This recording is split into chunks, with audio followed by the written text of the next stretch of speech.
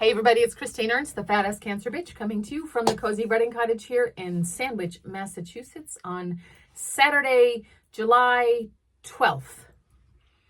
And what I need to talk about today is how bad my house smells. Like, it smells really bad. Like, it smells rotten garbage bad. This is alarming because I run a pretty tight ship. At first, I thought it was the humidity and dampness, a mildew thing, very common here on the Cape. We don't have AC in our house, which is a different, longer story that includes Julia recently accusing me of neglect because sometimes our house is too hot that she can't bake cookies. I'm a terrible mom. But you know how in July in Cape Cod it can just get funky and your house will sometimes smell like a musty old summer camp cabin, all knotty pine and plastic mattress cover and old sponge? Oh, to East AM, August 1974. But the smell in my house got worse. So naturally, I blamed the cats. Even though we, and by we, I mean we make Julia clean their box daily, and they are both very tidy creatures. Well, Loopy is very tidy, and Stinky Lola is mostly tidy. But the smell got worse. Despite all the windows open and the vacuuming and cleaning and the Fantastic with bleach and box fans and the Clorox plus mold and mildew formula and lavender sachets and me stomping around angrily sniffing the rugs and the baseboards and the curtains and the couch cushions. I won't tell you how we figured it out. Okay, I'll tell you, we found several large house flies, blowflies, actually also known as carrion flies, in the basement. But we have determined through a rigorous process of elimination and certain incontrovertible evidence, the aforementioned large houseflies, that mice, could a small squirrel have gotten inside our house? A Fisher cat, maybe? A mouse, at least. A mouse, we think, has died in the heating duct above the washing machine that vents into the bathroom above it and has stunk up our house. Sort of a relief. Yay, we can keep the cats. Lola, I am so sorry that I accused you of stinking up our home. But also a conundrum. Now what? Michael has attempted extremely carefully, wearing basically his version of a hazmat suit, to access the duct and remove the problem. No go, despite several YouTube videos on extracting festering vermin from your ductwork. Do we wait for the carrion flies to do their job and devour the dead mice? And then what about the carrion flies? Ah, the circle of life.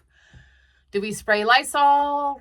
For $22.95, you can order 1 ounce of something called Sorb, R-A-T-S-O-R-B, Sorb, dead animal odor eliminator on Amazon. Please, oh, please do yourself a solid today and go to Amazon and read the ridiculously entertaining reviews on this fine product. But what to do when something in your midst stinks? And so much in our midst stinks. Festering vermin in your ductwork is a good metaphor for our government lately, I think. Maybe we just wait for the rotted corpse to decompose entirely, for the carrion flies to feast and move on to the next corrupt, delicious thing. Light some candles and smear menthol on our upper lips and soldier through. There is the danger, though, that you can get used to the stench and you stop noticing it. To wit, I live in fear of becoming a cat lady, in fear of people coming into my home and knowing immediately that we have cats. You've been in a house like this, right? You walk in and you just know. Because the bad smell just becomes how my house smells.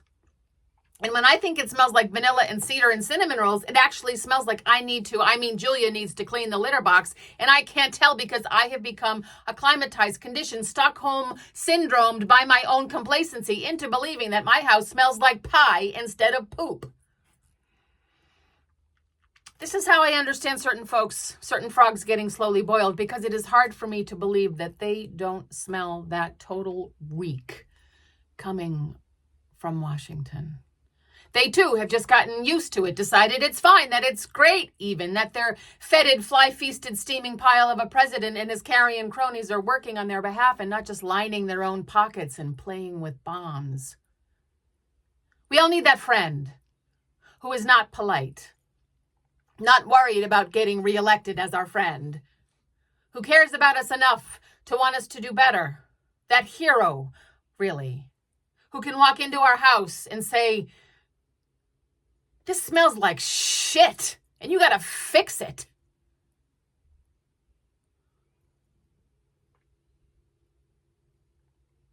Gosh, I hope I have a friend like that who will come into my house and say it smells like shit and I have to fix it.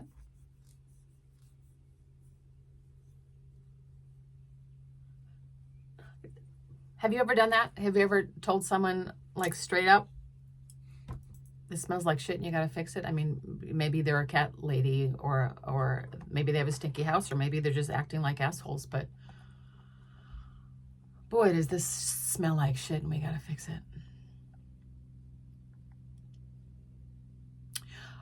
To that end, I will be hammering many pendants today, bracelets today that say find delight today. And my dream is that I'll have a whole line of find delight today swag, and people will just take the message at face value. They won't notice the code in it,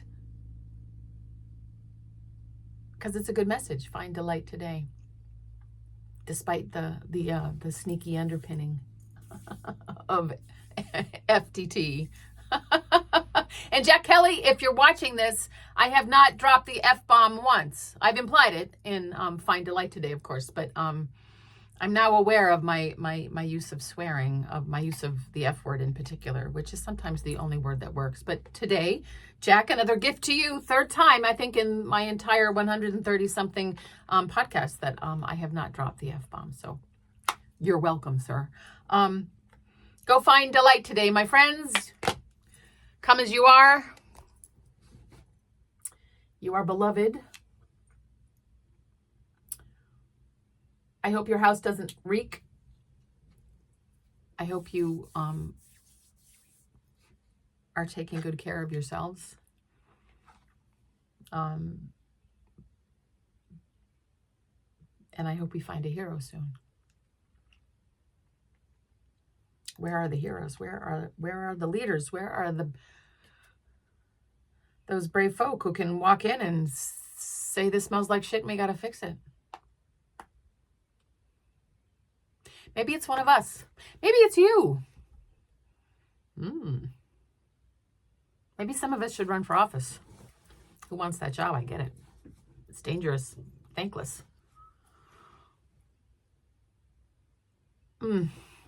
Let's cross our, well, no, not cross our fingers. Let's intentionally decide, go find, encourage, become the heroes that we so desperately need. I love you. Thank you so much for tuning in. See you next week.